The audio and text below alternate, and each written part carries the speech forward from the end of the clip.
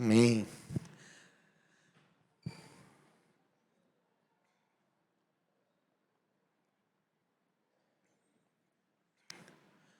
Meus queridos, hoje nós estaremos dando início à nossa última série de mensagens do ano de 2024. E série onde nós iremos falar e tratar acerca desta época do ano em que nós nos encontramos, que é o Natal. Uma época festiva, uma época onde muitos se reúnem juntamente com suas famílias, se reúnem juntamente com amigos, e festejam e celebram. Uma festa que também para nós, como crentes em Cristo Jesus, traz também lições importantes para todos nós. E eu gostaria de, diante disso, tratar com os irmãos acerca do tema dentro do nosso mês, que é lembranças para o Natal. Coisas importantes que talvez nós precisamos trazer à nossa memória. Coisas importantes que nós precisamos, nessa época do ano, trazer à nossa mente, talvez refrescar a nossa mente diante de várias circunstâncias e de vários assuntos. E o texto da nossa meditação desta noite está na carta de Paulo aos Efésios, capítulo 2, verso 1 a 4. E a primeira lembrança para nós hoje, para o nosso Natal, é lembrar-se da nossa condição espiritual. Lembre-se da sua condição espiritual. É o tema do nosso sermão, é o tema da mensagem de hoje, e o texto que nós iremos meditar é o de Efésios, capítulo 2, verso 1 até o verso de número 4. Na verdade, esses versículos, Efésios 2, de 1 a 4, serão o texto base de toda essa série. Então, durante todo esse mês, nós vamos nos deter nesses 4 primeiros versos do capítulo 2 da carta de Paulo aos Efésios. Então, peço que você abra sua Bíblia, peço que você esteja pronto também para este início de nova série e que Deus possa falar grandemente ao seu coração, em nome de Jesus. Diz assim o texto, e eu gostaria que você acompanhasse a leitura. Ele vos deu vida, estando vós mortos nos vossos delitos e pecados, nos quais andastes outrora segundo o curso deste mundo, segundo o príncipe da potestade do ar, do espírito que agora atua nos filhos da desobediência, entre os quais também todos nós andamos outrora, segundo as inclinações da nossa carne, fazendo a vontade da carne e dos pensamentos, e éramos por natureza filhos da ira, como também os demais. Mas Deus, sendo rico em misericórdia, por causa do grande amor com que nos amou, e verso 5, e ainda estando nós mortos nos nossos pecados, Ele nos deu vida juntamente com Cristo. Pela graça sois salvos. Vamos ler o verso primeiro juntos mais uma vez? Vamos lá, todos juntos. Ele vos deu vida, estando vós mortos nos vossos delitos e pecados. Nós estamos a 24 dias do Natal. Muita coisa já se passou. A Black Friday já foi. Dia de Ações de Graças também já foi. Reforma Protestante também já foi. Muitas datas especiais já passaram. Agora é só ano que vem. Não volta mais esse ano. Agora para frente, a festa agora, o tema do momento é outro. As lojas já estão enfeitadas. As casas já estão enfeitadas. As ruas já começaram a enfeitar. Acho que ontem mesmo estava congestionado a avenida aqui embaixo, que eles estavam colocando luzinha. Então, tudo está sendo preparado para esse momento. Né? Luzes, músicas, festas, presentes, shoppings, prédios, casas, tudo está decorado para o Natal. Então, nós precisamos entender e trazer à nossa memória questões importantes. Vamos orar então nesse momento. Feche seus olhos. Vamos pedir ao Senhor que fale conosco. Deus amado e Deus santo, nós rendemos graças a Ti e louvamos o Senhor pela palavra do Senhor que foi lida e vai ser exposta agora. Pedimos que o Senhor fale conosco aos nossos corações. E traga, Deus, ó Pai, as aplicações do alto.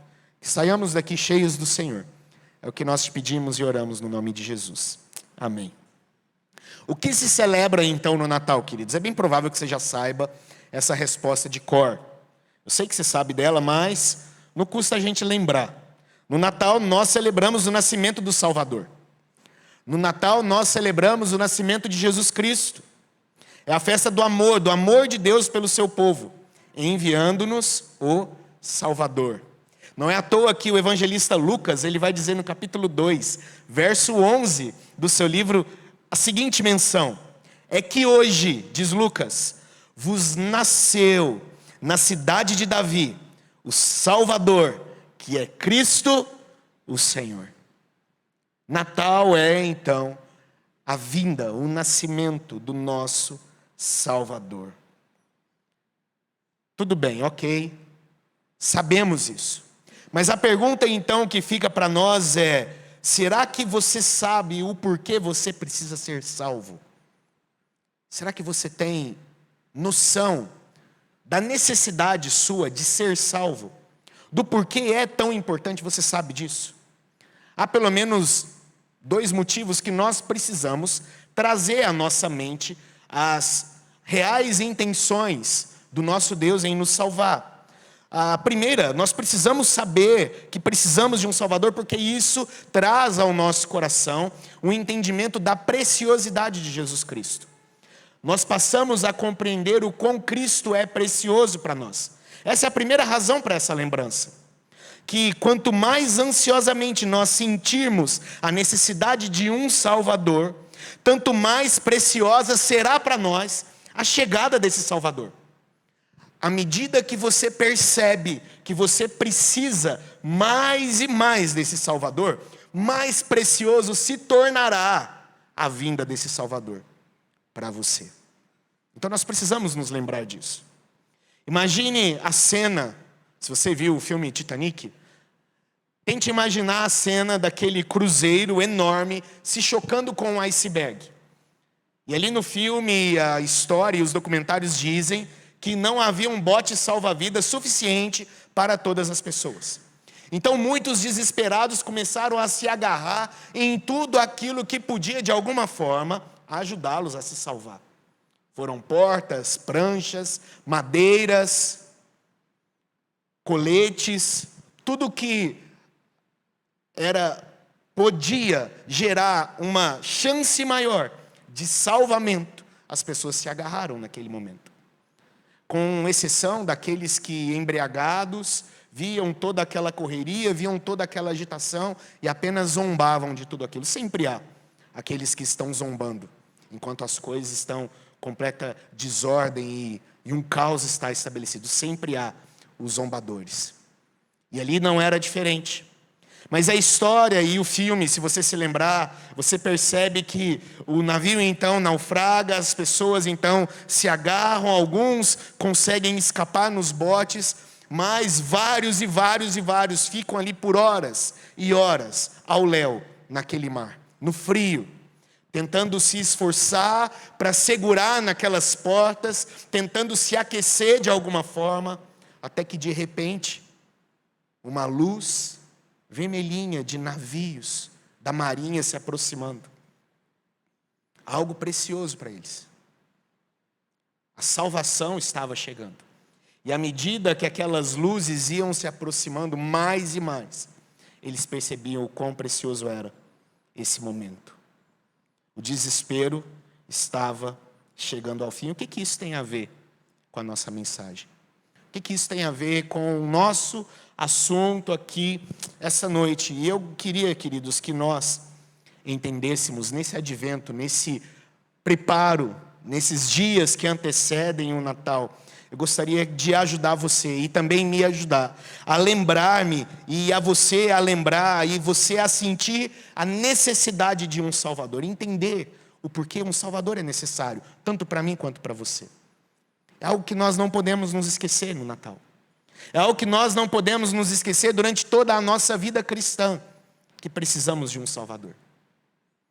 Que um Salvador é algo precioso para nós. Por isso nós precisamos nos lembrar.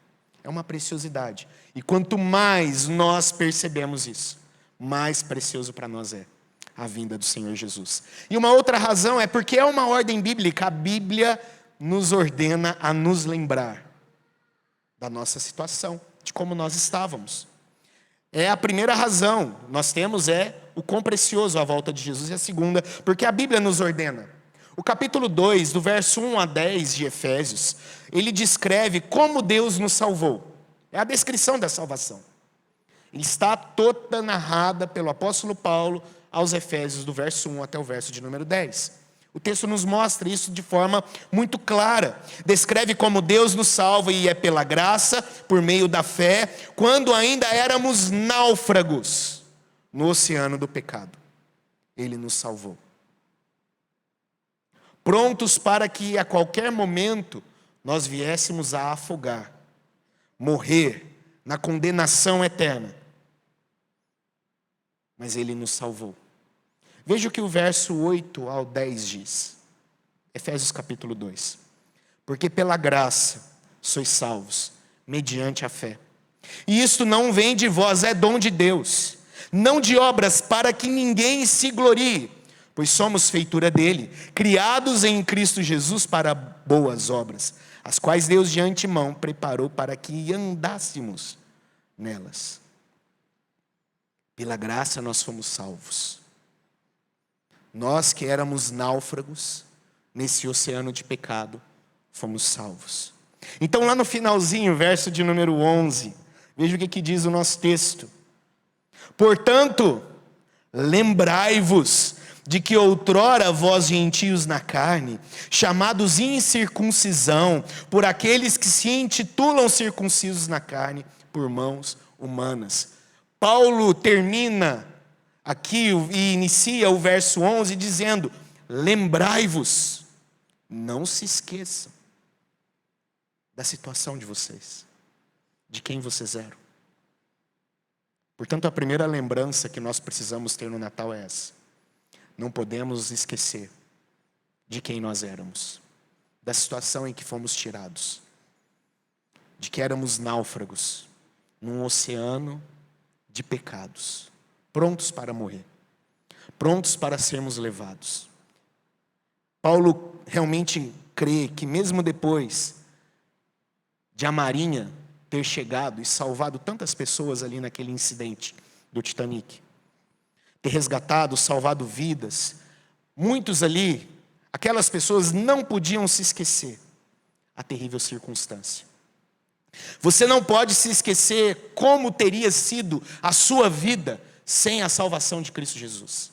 Você não pode se esquecer disso, de quem você era, de onde Jesus te tirou, de onde você foi resgatado. Em outras palavras, queridos, você deve se lembrar do que você era, do que teria acontecido a você sem um Salvador. A nossa vida devocional contínua precisa ser também uma obediência a Efésios capítulo 2, verso 11 e verso 12. Lembrando-nos de quem nós éramos, sabendo de onde nós fomos resgatados, sabendo de onde nós fomos tirados. Lembre-se, não se esqueça, você vivia afastado de Cristo Jesus. Você vivia literalmente sem Cristo. Esta era a sua vida, destinado ao inferno sem Deus, sem qualquer direito a ser cidadão do céu. Nenhuma promessa de Deus se aplicava à sua vida. E você estava num mundo sem esperança, sem Deus, destinados à condenação eterna do inferno. E lembre-se, essa condenação é justa, porque era o que merecíamos. Dessa situação nós fomos resgatados. É por causa do Natal, do Salvador, que nós, crentes, salvos pela graça, por meio da fé, como Paulo escreveu aqui aos Tessalonicenses, esperamos então do céu a vinda de Jesus Cristo. É por causa do Natal. O Salvador veio. A salvação veio. Hoje vos nasceu o Salvador. Porque não havia recursos para as nossas vidas. Não haviam recursos. O verso de número 1, e eu gostaria de nessa noite me deter ao verso 1. Diz o seguinte: Ele vos deu vida, estando vós mortos nos vossos delitos e pecados. Guarde esse verso. E aqui cabe uma ressalva, pequena ressalva, quanto à tradução aqui do nosso texto. Eu acho importante nós fazermos esse destaque da tradução. Porque muitas vezes, e eu já disse isso aqui, e eu gostaria de repetir esta noite, nossas traduções em português, elas são muito boas mesmo. E nós temos várias traduções muito boas. Nós aqui usamos a Almeida Revista Atualizada, e tem tantas outras que são boas. A Nova Almeida, a Nova Versão Internacional, enfim, várias traduções muito boas da palavra do Senhor. Porém, alguns tradutores traduzem de uma forma para facilitar o nosso entendimento do texto. E o que eles fazem, então, com esse intuito de facilitar o nosso entendimento? Muitos textos, ou, na verdade, alguns poucos textos, são traduzidos de uma forma onde pontos de interpretação são colocados. O que eu quero dizer com isso? Os tradutores, ao traduzirem, eles traduzem talvez acrescentando ali algumas questões de interpretação, para que a gente compreenda de uma forma mais fácil o texto. Isso é normal em todo tipo de tradução. Mas é interessante que no nosso texto aqui, verso 1, ele começa com a seguinte frase: Ele vos deu vida. E é interessante fazer esse destaque porque esta frase, Ele vos deu vida, ela não está no original do texto. Não tem esse texto, não tem essa frase no original. Essa frase ela não se encontra no texto grego. E a menção à nova vida, que é feita aqui no verso 1, ela só vai acontecer lá no verso 4 e no verso 5, conforme também está aí na nossa tradução. Então, o que o autor disse? Ele levou, tanto é que ele repete aquilo que está escrito no verso de número 5, ele repete no primeiro verso, já nos dando um entendimento de qual é o assunto, a salvação, que ele vai introduzir aqui nesse tema. Mas é interessante que se nós tiramos essa primeira frase, Ele vos deu vida, nós passamos a entender um pouco melhor o real intuito do apóstolo Paulo, que é mostrar quem nós éramos aqui. Esse é o real intuito. O texto começa da seguinte forma: nós estávamos mortos nos nossos delitos e nos nossos pecados. Assim se inicia o texto no original. Esta era a nossa situação. Mortos nos nossos delitos, mortos nos nossos pecados. Foi de vocês, o intuito de Paulo foi de vocês tão indignos que Deus teve misericórdia. Foi de vocês. Vocês não mereciam. Vocês estavam mortos nos delitos e nos pecados. Precisamos nos lembrar, quanto mais os homens aprendem a ver a real dimensão da condição perdida que eles se encontram, tanto mais eles vão apreciar também a graça e a misericórdia de Deus em nos dar libertação. Quanto mais eu e você aprendemos sobre a nossa real condição como perdidos, mais se torna para nós a percepção da graça e da misericórdia de Deus. Mais se torna. Antes da conversão, então, esses leitores estavam mortos nos seus delitos e pecados. Estavam numa estrada se desviando de todas as formas. estavam com inclinações, pensamentos, palavras e obras que os conduziam a errar o alvo todos os dias. Assim éramos nós. Mas nós estávamos mortos de quê?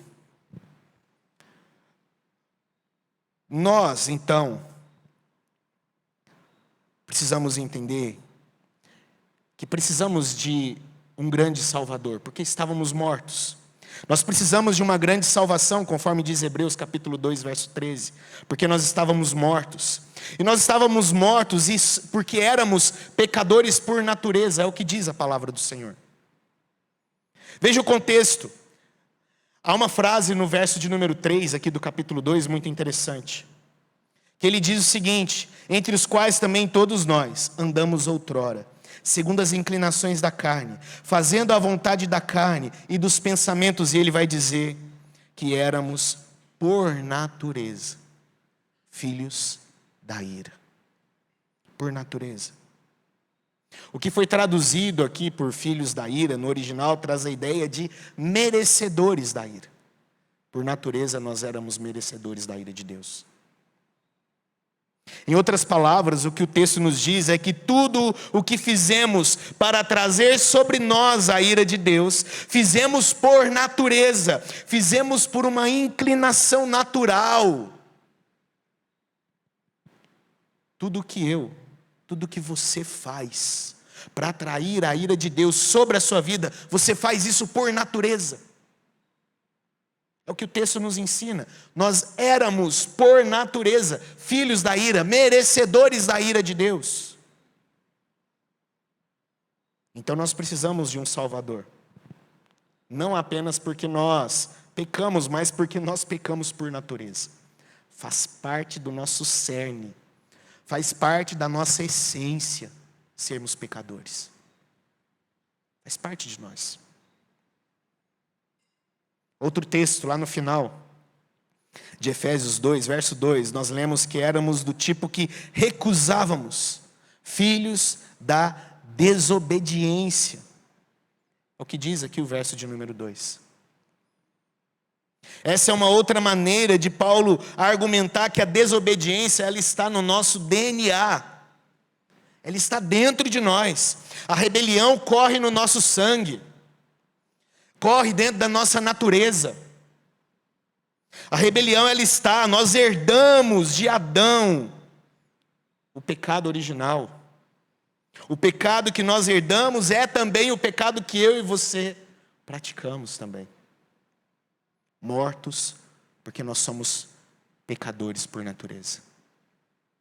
Nós somos mortos também para a justiça e a fé. Somos mortos para a justiça e a fé.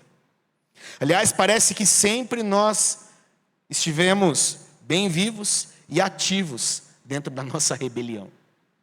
A nossa fé é completamente morta, mas para a nossa rebelião, bem vivos. Bem vivos. Esta é a nossa realidade. Nós estamos vivos para a desobediência, mas estamos mortos para a obediência. Nós estamos vivos para a rebelião e estamos mortos para a submissão. Nós estamos vivos para a incredulidade, mas estamos mortos para a fé. Nós estamos vivos para o pecado, mas estamos mortos para a piedade. Assim somos nós. Mortos para a justiça, mortos para a fé. Não tínhamos uma natureza espiritual viva para que nos inclinasse a fazer qualquer coisa para a glória de Deus. A gente não tinha nada em nós, nada dentro da nossa natureza que inclinasse o meu coração, o seu coração, para fazer algo para o Senhor. Não tínhamos nada, nada. Por isso nós precisamos da glória de Deus. Por isso nós precisamos da dependência e do poder de Deus. Na falta dessa natureza espiritual, na falta de vida espiritual, que nos inclinasse naturalmente para a justiça, naturalmente para a obediência, naturalmente para essa vida com Deus, nós estamos mortos. Sem santidade, sem fé, sem justiça. Mortos também porque nós necessitamos de um Salvador que nos recrie. Veja o verso de número 10 do nosso texto. Entre os quais também todos nós andamos outrora, segundo as inclinações da nossa carne, fazendo a vontade da carne, dos pensamentos, e éramos por natureza filhos da ira, como também os demais. Pois somos feitura dele, criados em Cristo Jesus, para boas obras, a quais Deus de antemão preparou para que andássemos nelas. Observe o verso criados aí do nosso texto. Você consegue entender o que esse verbo significa para nós? A condição em que estávamos antes de termos um Salvador. A condição em que você se encontrava antes de ter um Salvador. A condição em que eu me encontrava antes de ter um Salvador. Era tão ruim. Tão ruim. Era tão desastrosa, que você e eu não precisávamos somente de alguém que perdoasse o nosso pecado. Mas nós precisávamos de alguém para nos criar de novo. Por isso, na conversa com Nicodemos, Jesus ele disse: Nicodemos, é necessário nascer de novo. É necessário. Não tem outra forma. Eu e você não precisamos somente de um perdoador. Nós precisamos de alguém que nos faça de novo. Por isso é um grande Salvador. Um grande Salvador. Estávamos mortos. Precisávamos ser ressuscitados. Não havia vida espiritual em nós. Precisávamos ser recriados. O que nós podemos aprender diante disso, então, queridos? Quais são as aplicações que esse texto traz para nós? A primeira realidade para ser recordada no Natal é esta: a nossa condição espiritual. Não se esqueça disso. É por causa da nossa condição espiritual que nós precisamos de um Salvador. É por causa da nossa condição espiritual que existe Natal. E qual é a nossa condição espiritual? Vocês estavam mortos por causa da desobediência e de seus muitos pecados. Paulo complementa no verso de número 5 que nós estávamos de fato mortos por causa dos nossos pecados. Se você perguntar à maioria das pessoas por que o pecado é um problema, você senta com alguém e fala assim: olha, por que o pecado é um problema? Se você sentar com a maioria das pessoas e perguntar isso: olha, por que o pecado para você é um problema? Por que você precisa de um Salvador? Por que nós precisamos de alguém que nos salve do pecado? A maioria das respostas dirão que o pecado nos torna culpados diante de Deus e nos coloca sob a condenação. E por isso nós precisamos de um Salvador para perdoar os nossos pecados e remover o nosso castigo. A resposta está certa. Está correta nos seus termos. De fato, precisamos de alguém que nos perdoe. Precisamos de um Salvador para que os nossos pecados sejam removidos. Precisamos de um Salvador para que o castigo seja removido sobre nós. Sim, a resposta está certa. Mas essa resposta, ela não está completa. Porque não se resume somente a isso. Essa resposta não é o foco do capítulo 2, verso 1. Essa resposta não é o foco do capítulo 2, verso 5. Não é o foco. Não é só disso que nós precisamos. Não é só de perdão que você precisa. Não é só de a remoção de castigo que você precisa. Não, não é só isso. Nós precisamos, quando nós falamos de um Salvador, nós precisamos de alguém que de fato fazendo aqui uso das palavras de John Piper. John Piper diz algo muito interessante, e eu anotei aqui o que ele diz. Nós estamos, para muitos, nós estamos no cantinho do pensamento. Lembra? Quando aquelas ideias da Nanny People começou a divulgar, coloca o filho no cantinho do pensamento para ele refletir. Muitas pessoas acham que Deus nos coloca no cantinho do pensamento. Coloca lá, fica aí no cantinho para pensar. Os mais antigos ajoelhavam no milho. Muitas pessoas acham que com Deus é dessa forma. E John Piper diz, então, alguns acham que Deus os coloca no cantinho do pensamento, colocados ali por Deus, porque precisam pensar, pedir perdão, serem perdoados por ter ofendido a glória de Deus. Mas John Piper diz, é muito mais do que isso. Precisamos de um Salvador, porque nós estamos em um necrotério. Por isso nós precisamos de um Salvador. A nossa vida está dentro de um necrotério. No cantinho do castigo, você pode choramingar. No cantinho do castigo, você pode dizer que sente muito.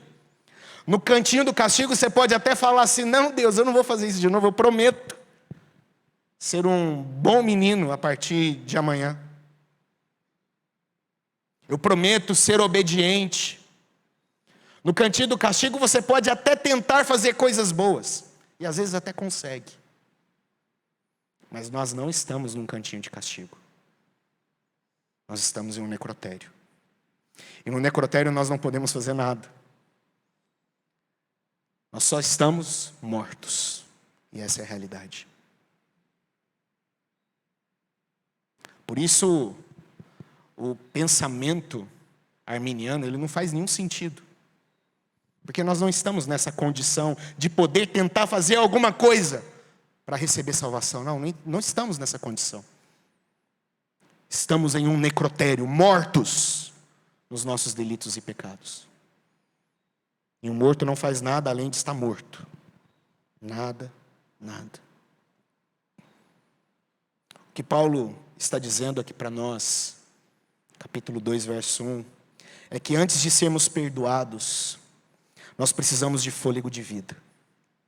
Nós precisamos de disposição para aprender e conseguir pedir perdão. Você precisa primeiro respirar e depois pedir perdão. Mortos, no entanto, não têm nada disso. Eles não reagem. Não pedem perdão. Eles estão mortos. Antes precisamos de fôlego de vida. Por isso, a primeira aplicação para nós esta noite é: não se esqueça de sua condição sem um Salvador. Não se esqueça disso. Queridos, você não estava no cantinho do pensamento. Você não estava. Você não foi colocado ali por Deus para pensar na sua vida, pensar no que você fez, refletir naquilo que você fez. Não, você não estava ali. Qualquer pensamento que você pensava, qualquer sentimento que você nutria, qualquer ação que você praticava, eram todos eles pensamentos, sentimentos e ações da carne e da inclinação humana. Todos eles. Nada agradava a Deus. Nada. Nada do que você pensava, sentia, fazia era espiritual. Nada.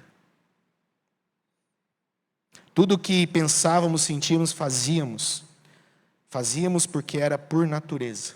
Nós éramos merecedores da ira. Você consegue perceber o quão horrível era a sua situação? Você consegue perceber? O quão triste era? O quão horrorosa era? Como era a sua condição sem esse Salvador? Não tínhamos vida espiritual dentro de nós mesmos. Apenas morte. Não tínhamos. Tudo o que pensávamos, sentíamos e fazíamos era pecado. Tudo. ou tudo nos levava a praticar o pecado. E o que é pecado, queridos? Pecado é não alcançar o padrão da glória de Deus e sempre carecer dela. Isso é pecado. Não alcançamos o padrão de Deus. Não se esqueça de sua condição. Não se esqueça de quem você era sem um Salvador. E segunda coisa, tudo o que você faz sem um Salvador é pecado. Tudo. Eu sei que talvez, pode ser que você pense, isso não pode ser porque eu conheço não crentes que praticam boas ações. Talvez você esteja pensando nisso. Eu conheço não crente que faz boas coisas, que ajuda pessoas, que distribui algumas coisas, que socorre outros. Mas perceba que quando nós afirmamos isso, nós não temos uma visão correta de Deus e do pecado. A gente não tem. Se a gente afirma isso.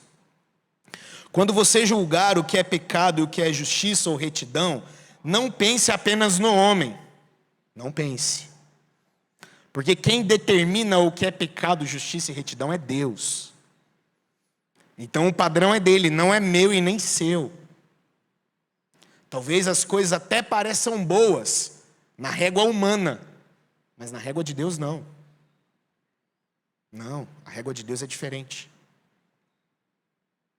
Os requerimentos de Deus são diferentes. O padrão de Deus é outro.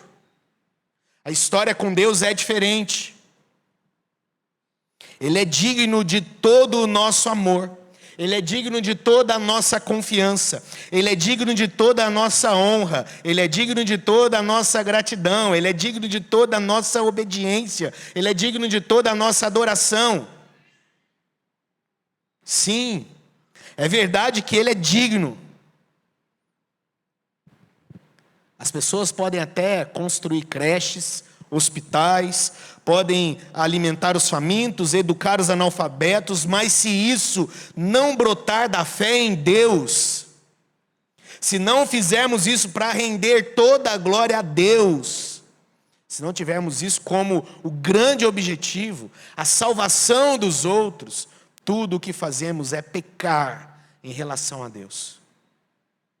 E não sou eu quem diz isso. É o apóstolo Paulo quem diz. Romanos 14, 23.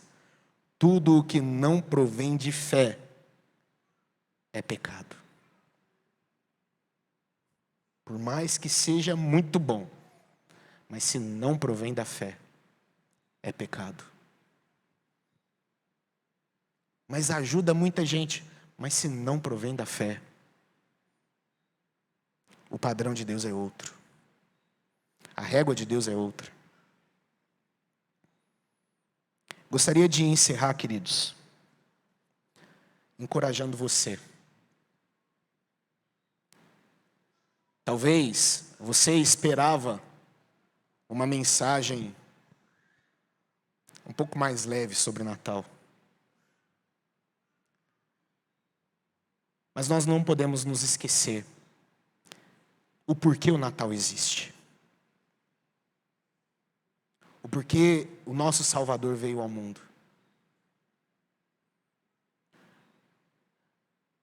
Porque nós estávamos mortos.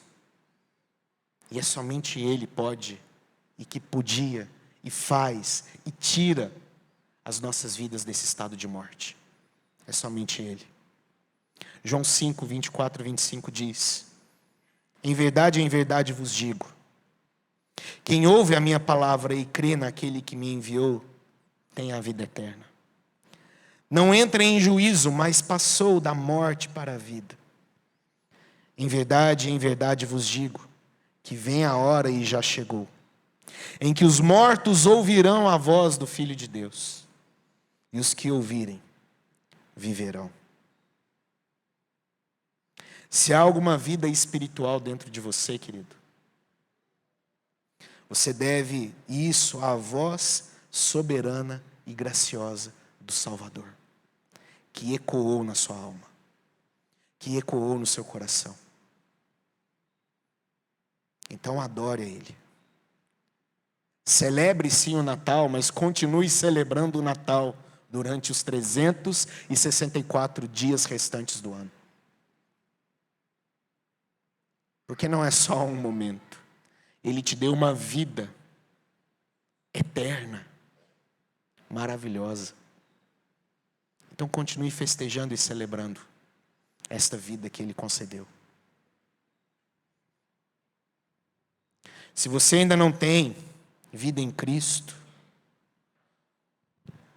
a voz do Salvador faz a nós um convite, conforme Apocalipse capítulo 22, verso 17 diz: vem, quem tiver sede venha, quem quiser beba de graça da água da vida.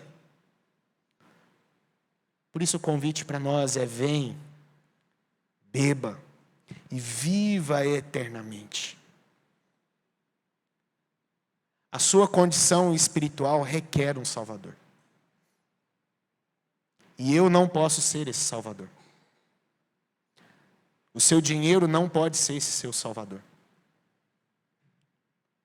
O seu emprego não pode ser esse Salvador. O seu cônjuge, filho, namorado, noivo, não pode ser esse Salvador. Somente Cristo pode. Somente o Senhor Jesus pode ser o Salvador. Porque hoje em Belém, a cidade de Davi, nasceu o Salvador, que é Cristo, o Senhor. Nesse Natal, querido, lembre-se da condição em que você foi retirado. Nesse Natal, abrace o Salvador, que é Cristo, o Senhor. Nesse Natal, viva de acordo com essa voz que ecoa no seu coração e trouxe vida à sua vida, a você, que é a voz do Senhor e Salvador Jesus Cristo. Viva. Viva para Ele. Viva para a glória dEle. Viva eternamente. Estávamos mortos, mas Ele nos deu vida. Louvado seja Deus. Não se esqueça dessa verdade. Em nome de Jesus. Amém? Vamos colocar de pé. Nós vamos orar nesse momento.